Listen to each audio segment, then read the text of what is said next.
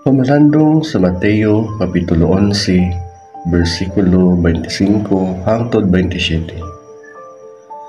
Kung nangita ka og kalinaw ug pagsabot, makit-an nimo kini sa pulong ni Hesus.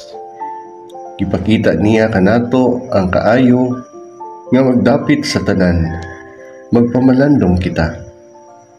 Sa Mateo 11, nagpasalamat si Hesus sa Dios sa pagpadayag sa iyang kaalam, dili sa mga hambugiro o gamhanan, kundi sa mga mapaubsanon ug bukas ang kasing-kasing. Gipahinumduman niya kita nga usahay ang labing lawom nga kamatuoran, yanora ug para sa mga andam maminaw. Giimbitar kita ni Hesus nga moduol ingon sa atong kahimtang, dili kinahanglan ang status o titulo. Ang iyang gugma malumo, ang iyang mensahe nagdala og kalinaw.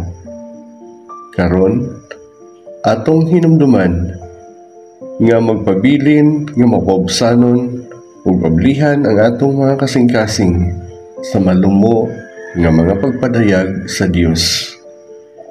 Didto magsugod ang tinuod nga kapahulayan.